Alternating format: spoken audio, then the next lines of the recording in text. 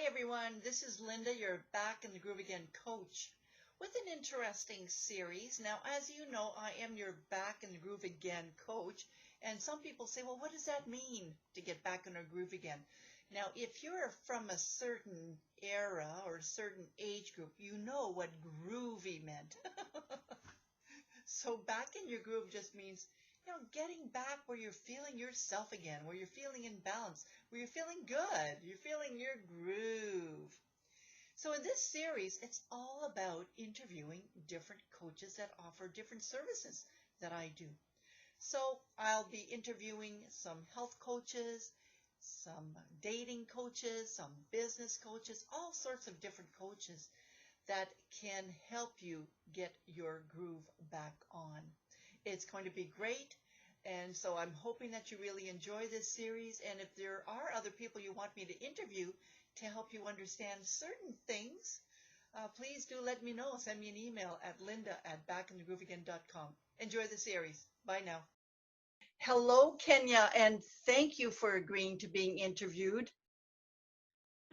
Yes, thank you for having me. It's really nice to be here with you, Linda. Yeah, it's really nice to meet with you as well. Now, as you know, I'm a Back in the Groove Again coach for people in midlife.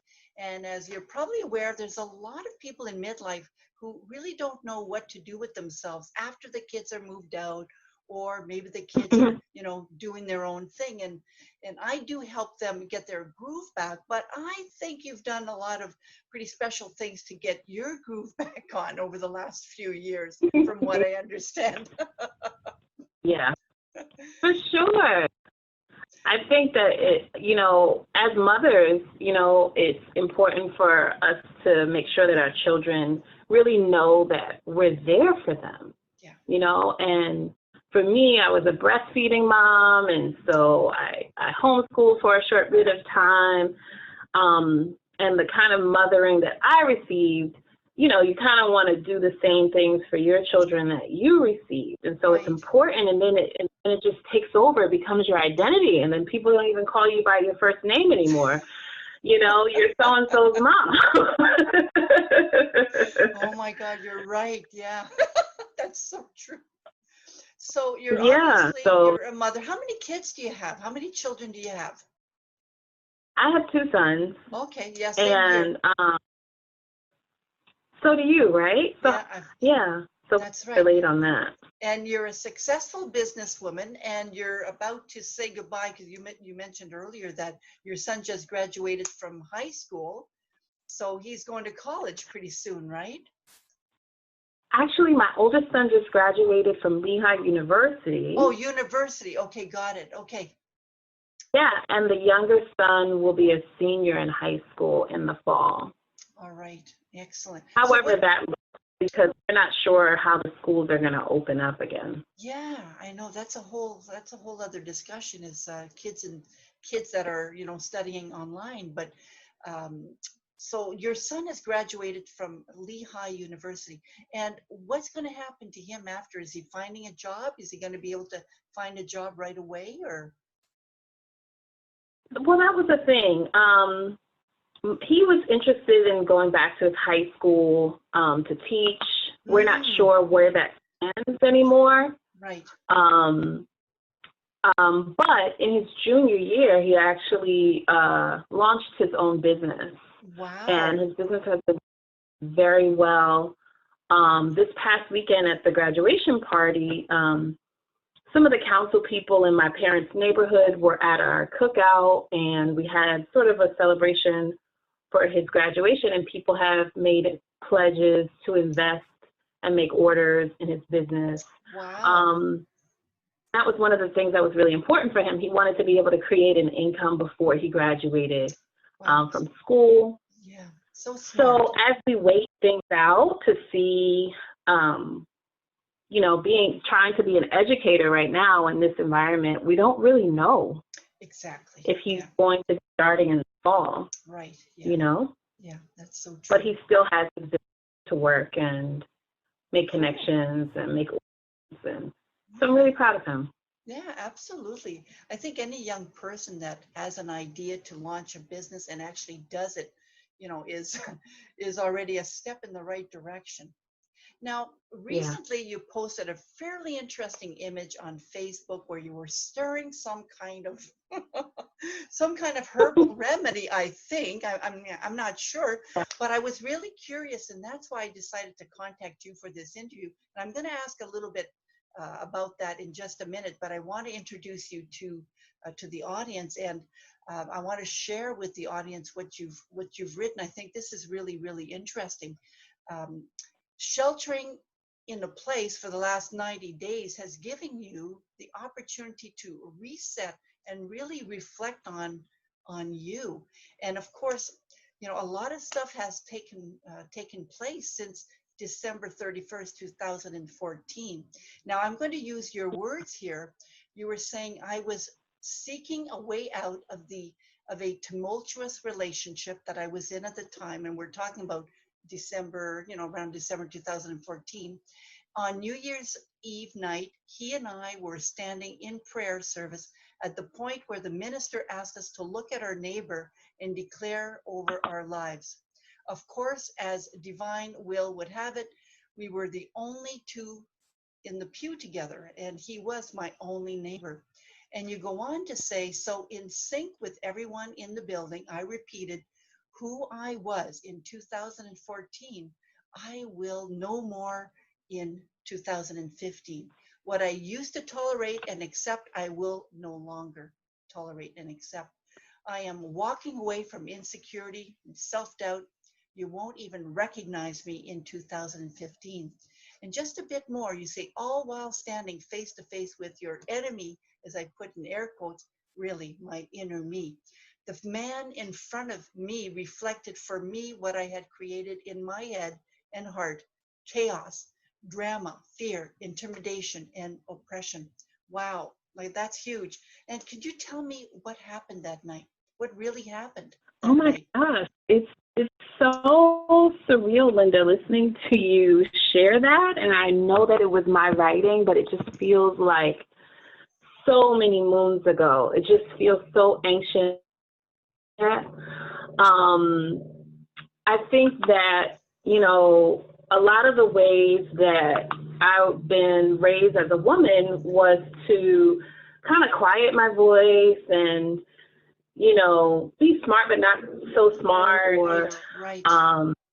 not so much to stand out or to make people feel uncomfortable or any of those things. So I didn't even realize over time, like I kind of first mentioned, I was conflating my identity with being a mom. And then it was like, well, not only am I someone's mom twice, I'm also this person's husband. Like I'm the youngest daughter. So I had all of these reasons to just like keep being quiet and quiet and quiet and quiet until I didn't really know like who I was. And, and I think that, as much as people can talk about, what other people are doing to us, sometimes we forget to remember that, like, there's a piece of us that started feeling a certain lowness before we engage with a person who can manipulate or kind of take advantage of that, of that lowness. So, yeah, that's where I was. I was just in this place where I was doing things, right? I was waking up, making breakfast, washing clothes. Like, I was doing things. I knew who I was, but I didn't really know me. Not the way that I know now. Yeah. Mm-hmm. Yeah. You were doing what you had to do to keep up the roles that you were maintaining, but you weren't really reflecting your true self, I imagine. Yeah, and I think a lot of us as women, either through our culture, or just through being a woman in the world, we kind of fall into that. Yeah. And it doesn't matter how much education you have or how little education you have. Sometimes we just kind of groomed to like just kind of sit pretty, just kind of sit quiet and kind of be the backbone in the background. Yes, that's right. We don't want to hear you. Or we don't want to hear a lot from you. Not a lot from you. And So, definitely not if you have a like original idea, well, you know, or something that puts you in conflict to, you know, your family or the other men around you. sure.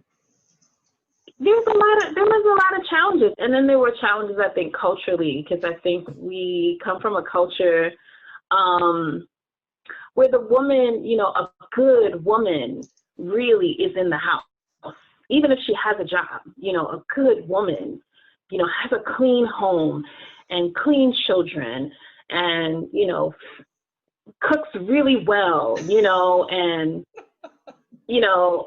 goes to work. And I don't know, you know, walks on water. I don't know what these people I know, man. I have don't in their know. mind. I don't know what they think we are, Right. but that's right. Yeah, that's right. Yeah. So I think that I was just slowly just losing myself to all of Uh-huh. these roles that I was putting on. And it made it seem like who I was like what I can do for people. Like if I can be a good daughter to my parents, then that makes me a good Kenya. Or if Right. I can be a good mother to my sons, then that makes me a good Kenya. But, you know, I kind of got to this place right around 2014. I think it was maybe 6 months before my dad fell ill. Mm. I was not aware that he had a diabetic condition for a very long time. But he, like a lot of diabetics, had like an injury to his foot and was kind of home doctoring it. And he ended up being hospitalized, right? Because like it just got to this sort of like infected level that my mom, like, you really need to go to the doctor on site. His primary care doctor was like, you need to go to the emergency room. Mm-hmm, mm-hmm. And you know, it was a very crazy ordeal, Linda, because my dad ended up being hospitalized for close to 10 and a half months from that period of time. Right. Um, because at first, what they had originally suggested be done, he could not conceive that to be done, which is, Oh, you know, they wanted to do a digital amputation. right. Yeah. And in the time that he waited, in, you know, kind of making that decision, things were spreading. Right. And so they were trying to do bits and pieces, and it kept spreading. And so this was happening over time, and then maybe his blood levels went low, so he had to go to ICU, and then, you know, we come out, and then something else, and then we come out again. So it was just like this long ordeal. My mom was very hysterical at this time, and although I'm the youngest, I feel like I've always been the one. I'm the only girl of my siblings. I've always been the one to sort of, you know, Well, kind of grab at the things mom and dad need. sure. You're doing what you think you need to do, right? You're a young woman, and you're taking responsibilities. Makes a lot of sense. Yeah. Yeah. It was rough because at that point in time, Mm-hmm. everything shifted. My dad used to be my best friend to a certain extent. Like I would call him if I'm having a work issue, or, Mm. you know, the people that work for me, I'm trying to navigate that because I've always sort of been a young leader. Mm-hmm. And my dad has always been that person that I can sit with. And this was the craziest period because I can't talk with him Yeah. about what I'm challenged about, because I want to bring good, upbeat things to help him recover. Of And my course. mom is hysterical. And at the same time, this was not a planned illness. And where he worked at the time, they were very archaic in submitting documentation. So I had to like go in person and make phone Oh, calls and make sure his insurance. So on top of what he was dealing with and visiting with him, I was also like a power of attorney for his affairs. right. Yes. Yeah. So you can see like that, I think, kind of spiraled this whole awakening. But it really took me to a very low place because I was like a candle lit at both ends. Yes, I I was understand. receiving phone calls during the daytime and making phone calls, and then I would go to the hospital and kind of sleep at the hospital, and like I was just living in this really weird place, and it all hit me. Who am I? Right? Like outside of, I think I just stretched the rubber band like fully to the last place. Yes.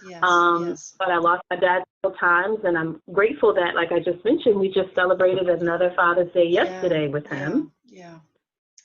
But it was really rough, and it was rough for me as well because I felt lost. Well, sure. Without having, how like you get to that point where now you're taking care of your parents.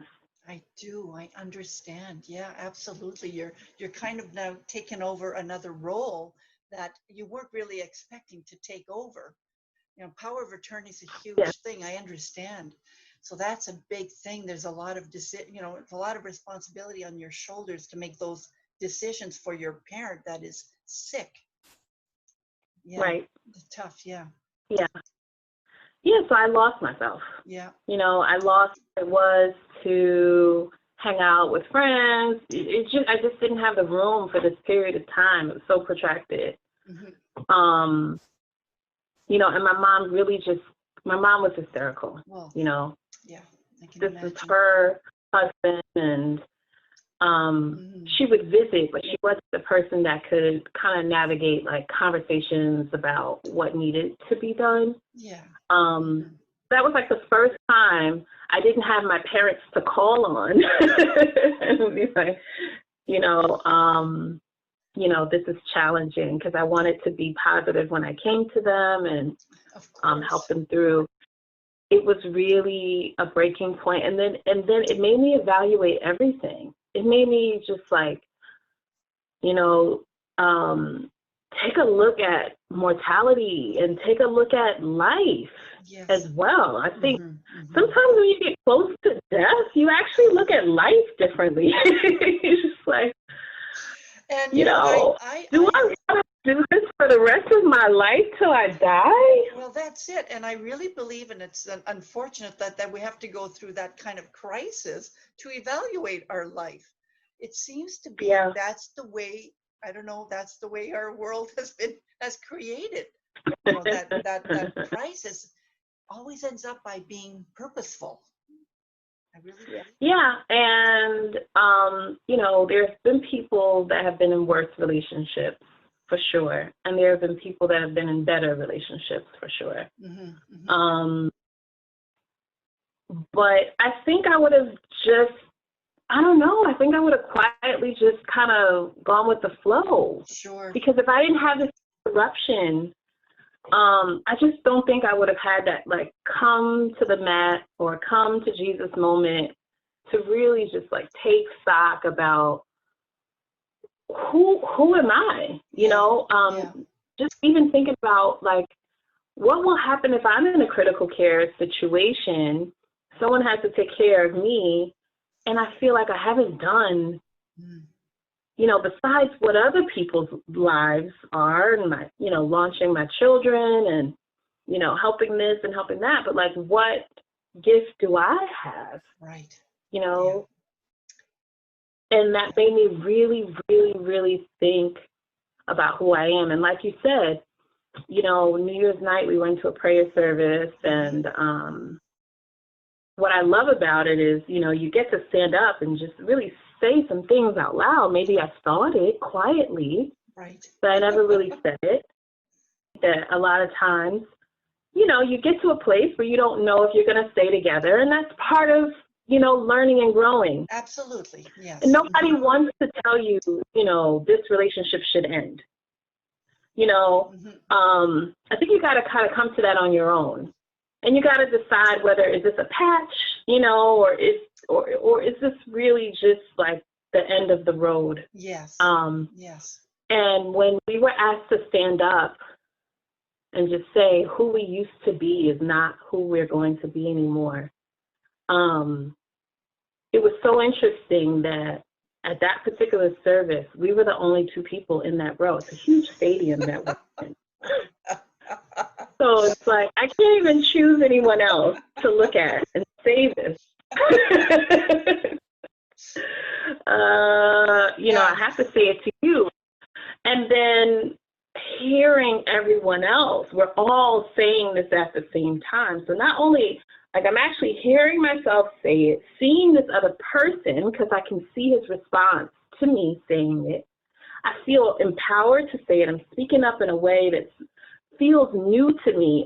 It's just like all at the same time. Right, yeah. It really had me really thinking about these words that were coming out of my mouth. Like, yeah, I'm not going to be this way anymore. Yeah. No, I'm not going to do it that way anymore. No, I'm not going to allow this or that or the other thing. I'm not going to keep quiet. I'm not going to sit and be pretty. I'm going to explore who I am, and I'm going to figure out who that is. And I didn't even know what that was going to mean. And it's sure. Well, that's it. It's the world of unknown. Yeah. And no going back. Did it feel like oh my gosh, the unknown. Once you said it, did it feel like I can't go back to who I was or what I had? I have to move forward. Push forward. Yeah. There's so much power that you can find to say affirm yourself in the presence of someone else. Because not only it's so funny. There are times we say things out inside of ourselves without saying it out loud. We can hear it. But maybe you don't really feel like anyone else has heard it. When you say it out loud, now you remember that this other person knows that you said you're going to go back to school. Or you're going to lose 10 pounds. And so, a lot of times that helps you to stick to it. You're like, oh, snap. Someone has heard me say this. Uh-oh, that's right. Uh-oh, I guess I better do it now kind of thing, right? Uh-oh. Right. It's out there. Yeah. It's a real entity now. It's really a thing. That's right. And we can't overlook it. So, so saying it out loud made me just really change my focus. My dad had gotten better at that point. He was out of ICU at that point. And I just felt like, what am I going to do for my life? Yes. And it was so interesting because, like I said, I was doing bookkeeping before. Yes. But I noticed that bookkeeping is the field where you're not supposed to necessarily interact with humans. You're supposed to interact with spreadsheets and dollars and money. I know. And without fail, Linda, like, people would be coming into my office and asking me about things and asking me about plants and asking me about this and asking me about that. And, I guess one of the ways that I was hiding was like, well, I got to keep this good job, right? I got to keep this good job, and I can do what I like to do on the side. Right, yes. But I got to keep this good job. Yes. And it's so hilarious because every time that I've done a bookkeeping position, I've always had this experience that people will come to me and ask me about the things that I'm actually interested in. Did it ever happen? Did it happen? The thing that I'm interested in, yes. Well, when you were a bookkeeper, did people actually ask you what you're interested in, or did it happen afterwards? Yeah, because I grew up with plants. So that's that story. My dad is a person that has always, he's won awards. Oh, wow. But it wasn't his only thing to do, right? He actually had a job as a foreman and supervising people and all those things. But this was the thing that he loved to do, and I used to do it with him. I used to spend time in the dirt helping him to grow stuff. So in every office that I've had, I've always had plants. I've always been talking about, I've always brought in, maybe smoothies or teas or this or that or the other thing. And what I'm sharing is that no matter what, maybe cover you try to put over, whatever cover I try to put over who I am is still there, and people still see that. So I didn't have to necessarily put on a sign and say, ask me questions about, plants or herbs. But they could, I think what people were probably seeing was my joy, because I would come and make sure that they were watered, and I would talk to the plants. So it was clear, like, this is not our normal bookworm, introverted, there's something different happening with her. And so I think that's what caused people to ask me. Oh, cool. Plus you talk to plants. Not too many people talk to plants, right? Yeah. Hello, baby. How are you doing today? I know. Are you serious? Well, I do that a little bit to the plants outside. Hi, guys. How you doing? Yeah. So are you in an area where you have plants outside too? Yes, I do. I mean, it's not the best of gardens, but I do have, a flower garden. But was that the picture I saw on Facebook that day? I was actually brewing some herbs. Okay. And so I've been on this process of like really exploring myself, and one of the ways that I really enjoy is sipping tea. Sipping tea is a thing. It's a way for me to connect with my friends. And there's so much more out there besides black tea. Although black tea is great, Earl Grey is awesome, but there's so much more. So my love of plants kind of extended to herbs. Basil is an amazing herb for pasta, but it's also an amazing tea. Right. And so I started to explore, like, leaving a relationship really caused a lot of emotional things, starting over and trying to figure out, what is this going to look like, being a single mother, just lots of things. And, there were times maybe I couldn't sleep very well or this or that. So I was just trying to understand, what teas can I use to kind of help me through this or help me through that experience. That's how it started. Right. So what you saw, I was actually doing what I call the woman's steaming blend. So this one that you saw is not a tea that you drink, like how we normally steam herbs to drink tea. This one is a remedy that's ancient that women actually sit over. And the steam. Oh, like steaming it over, like in a steamer, or? Steaming it over your reproductive organs. Oh, okay. So I did hear you right. I just want to make sure, because I did hear you say sit over, but I could see myself physically sitting on it, but I wasn't sure if that's what you really meant. But that is what you meant. Oh, yeah. Okay. Cool. Now, do we sit on it when it's warm, hot, or cool? Yeah, you want to make sure the temperature is something that is warm enough for you, right? And you can sit in this experience for maybe 15 to 20 minutes. So the way that I found this actually in public was at a Korean spa. And then I did more research that this is, it dates back thousands and thousands of years. So you find a place to sit, and you can have your most comfortable robe. Usually I play music, I light a candle that I like, or I have very low light. Maybe I'll have a magazine, or maybe I'll just sit with the music. Sure. It's like 15 to 20 minutes. And I might also drink the tea. So there's a little contraption where you can actually sit.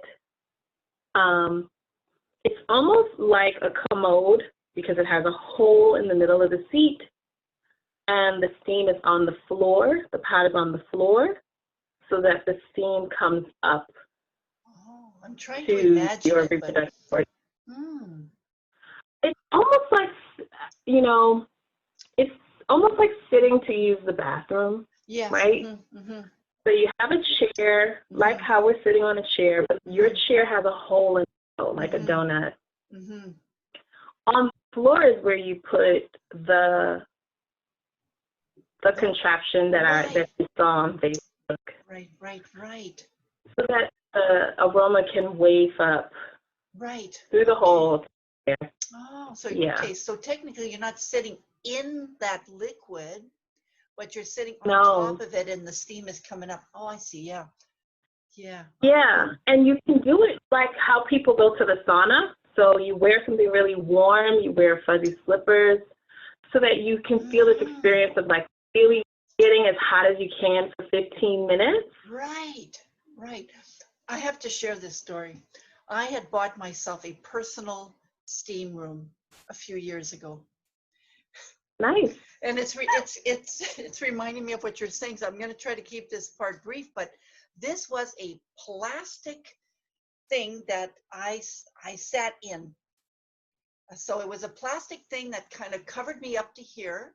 Now it did have a cover if I wanted to, and it was just a square little plastic that I had to zip up, get in a chair, Yeah. and zip it up all the way here. And I could stick Wow. my arms out if I wanted to, but it's reminding me in a sense of that. Not exactly the same thing, but I remember sitting down on the chair and feeling the steam under my butt, and it was really hot. So,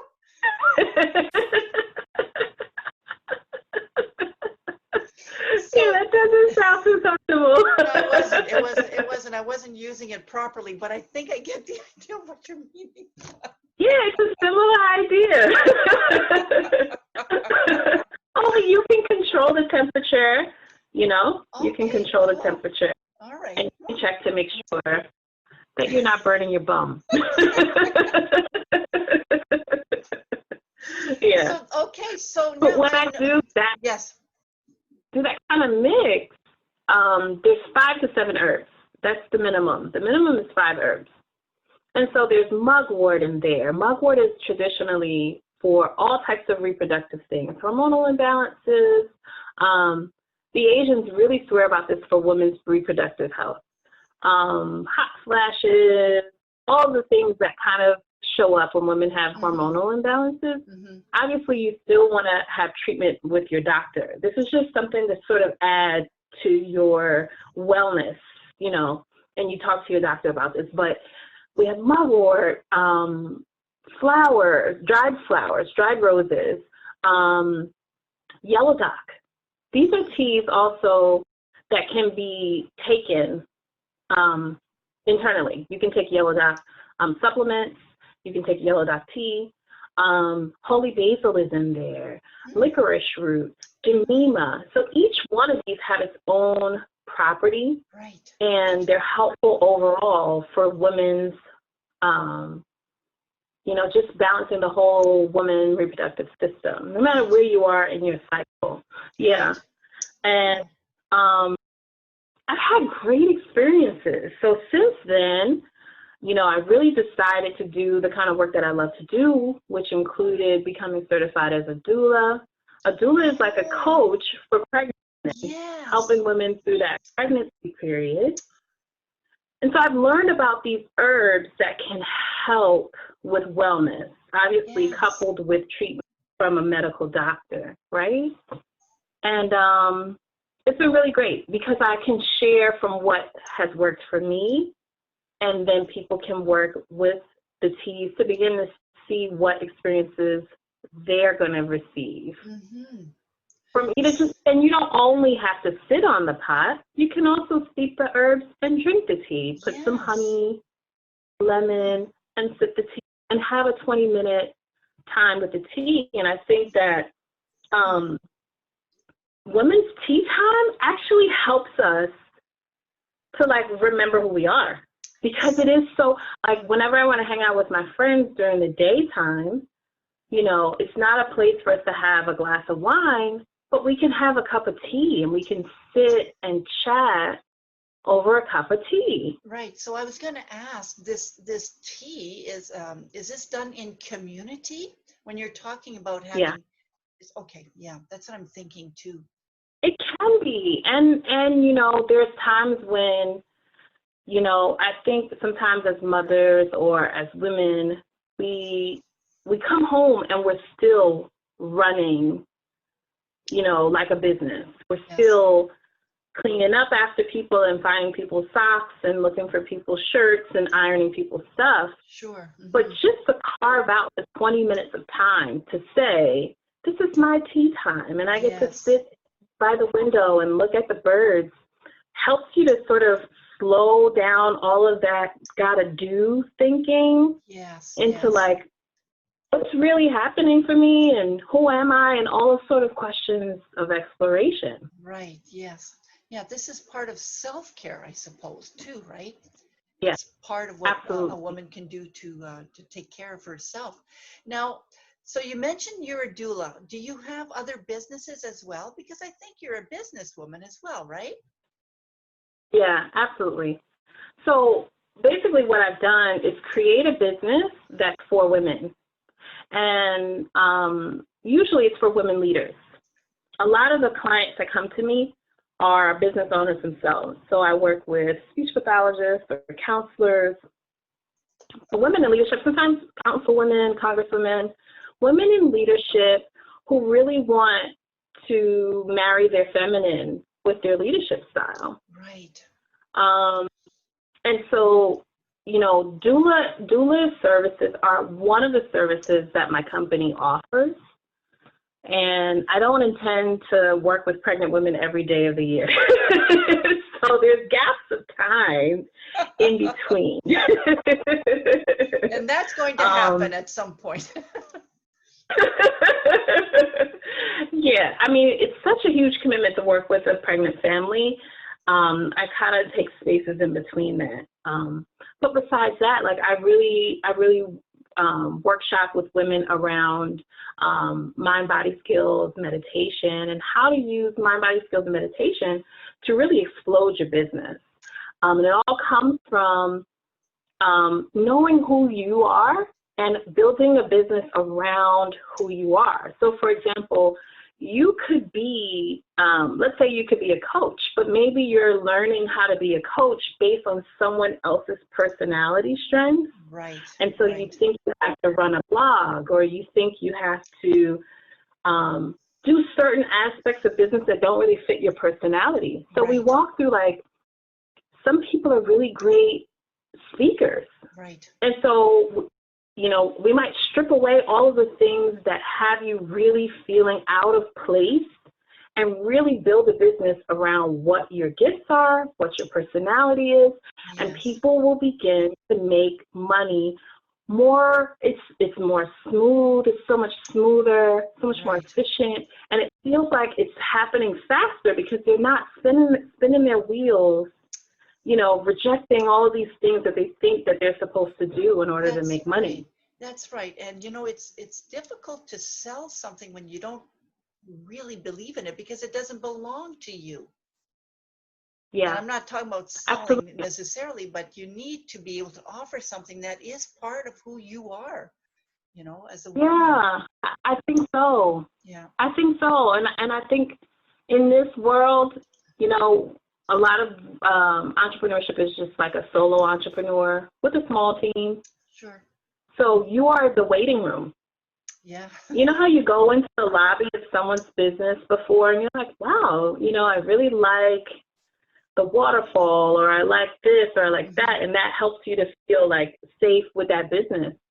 But when you're a solo entrepreneur, especially if you're working in the virtual world, you're the lobby. That's so if people, people don't feel, if they don't feel, that you have spent time, crafting out whatever it is that you want to share, like you said, or sell, I think it's the same thing. Yeah. You feel hesitant. You sometimes you might go into an establishment and you don't feel like this is the right, this is not really the right place for me. You don't really know why, but it's just something is off. Something between the way the person intended it and the way that it came out is off. Yes. And the more we spend time just being ourselves, and I think it also takes courage to know that you can build a business just being yourself. Yes. I can write papers. I have written papers. I don't enjoy it. I'm a person that really loves connection. I do. I love connection. So this kind of time for us to sit and chat is gold for me. Yes. You know, Yes, and yes. some of the other things that I need to do, you know, I need to do copy or I need to do things for my website, that's fine. But I'm not necessarily that person that's going to write you a 17-paragraph blog on a weekly basis. That's just not. That's right. And I hear you, you know, because I remember years ago I started writing articles, and some of those articles were picked up, and you know that was great. But I started doing videos instead because it's just easier. It's just more me. So I think you know what you're saying, Kenya, is we have to find the medium that speaks to us and that other people will be able to connect with, right? Yeah, Yeah. yeah. And I think the T goes back to just taking the time to sit and think. You may not get all the answers Yes. in one shot. And even, you know, asking another person, you may not get all the answers. But sometimes if you just pause for a minute and even start with journaling, you can start to like get more of a grasp of like, what am I really interested in? What do I do well at? What do people normally ask me to do? What brings me joy to participate in? Yes. And there's going to be parts of your business that don't always bring you joy, but yes, but you know, we try to orient around what really brings you joy, and then establish a team of really great people around you, help you with the other, you know, to help you with the other pieces. Yeah, absolutely. Because the way I think about it, you know, if your vision is to serve others, and depending on how big that number of others is, your hands may not be big enough by itself, you know, to hold all of the pieces of that vision. So it's important for us to have a team, you know, even if it's contractors or a virtual assistant on a part-time basis. It's important. Right. That's right. Yeah, exactly. So as we're not at the end of our interview, but as we're nearing the end, I'm very interested to find a bit more information about how you work with women. Now, you've given us an idea of some of the principles behind the service that you offer, but when a woman approaches you and says, "Help," or "Will you work with me?" or what happens after that? Normally, so I'm a coach for women in leadership.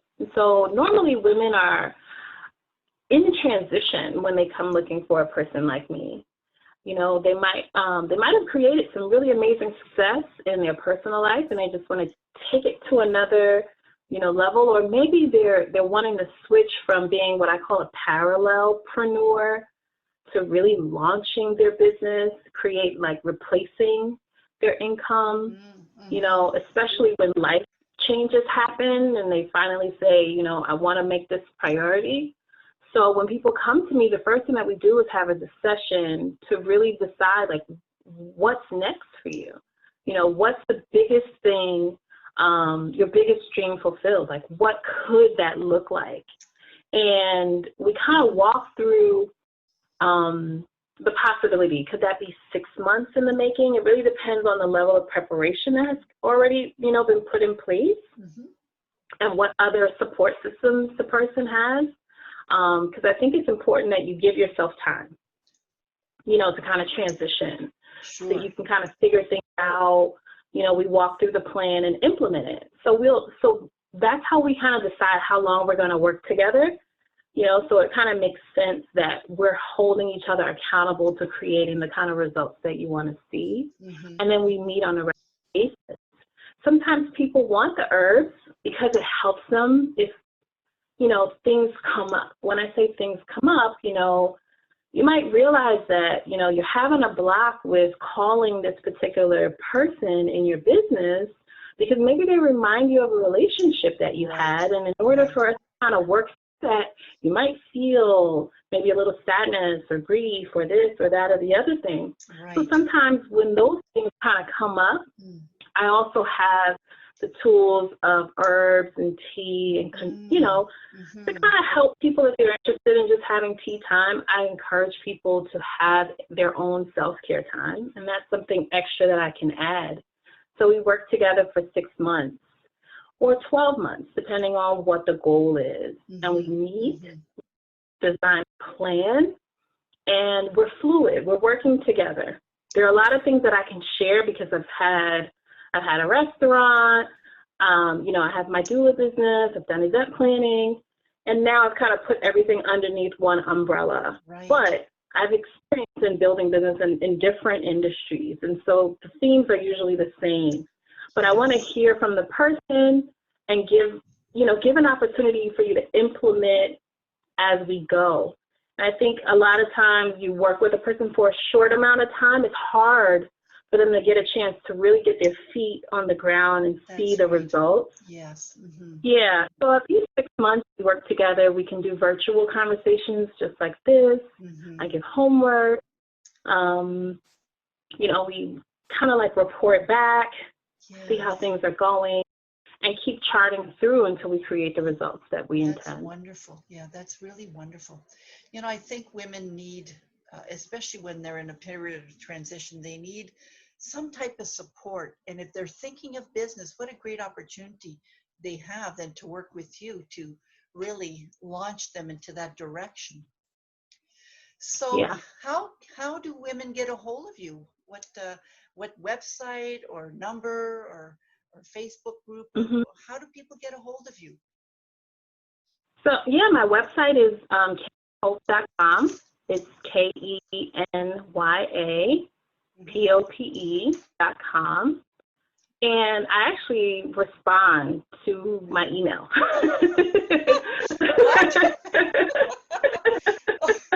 That's good.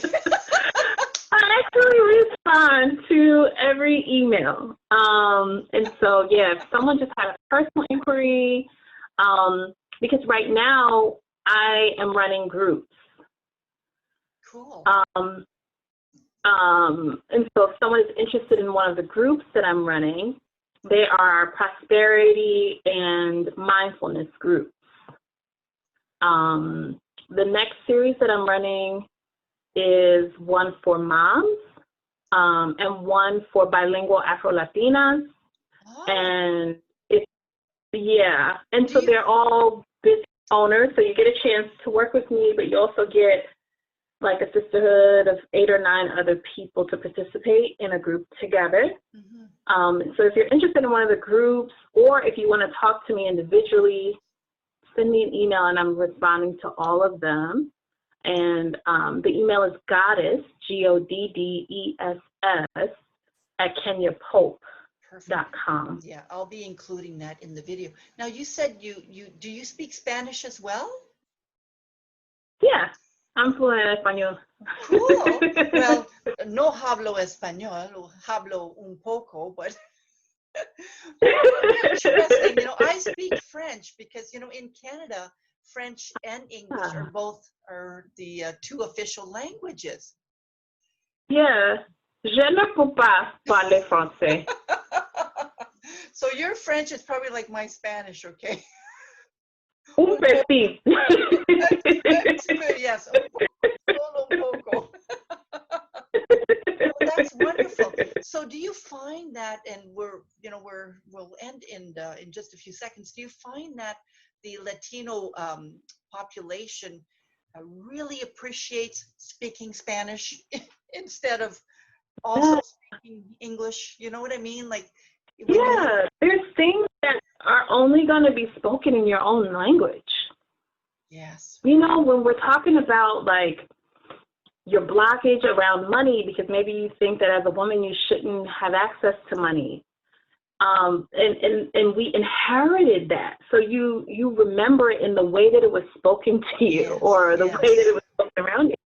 It's easier for people to speak in their native language about, you know, these really heart-centered conversations. Absolutely. Yeah, so absolutely. So it's bilingual. So I speak what I call Spanglish, right? And most of the women who come in my group do, because you know, we're here in the U.S., so we've learned English and Spanish, and so sometimes both of those come into the same sentence, and it's a lovely time. It sounds just wonderful. It's like the French and English that I speak. I'll start in French and I'll finish in English, or I'll start in English and I'll finish in French. Hey, it's a beautiful thing.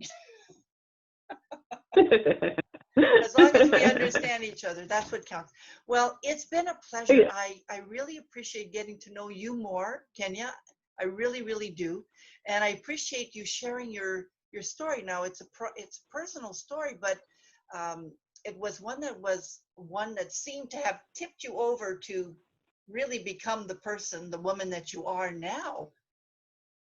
So I really appreciate you sharing, you know, what did it for you to propel you into this greatness that you're experiencing now, and the fact that you're sharing yourself with other women and other entrepreneurs, I think is a great thing too. So I want to thank you again for spending time with me. Thank you. Thank you for having me. It's so nice. This was lovely. Thank you. I should have had tea while we were chatting.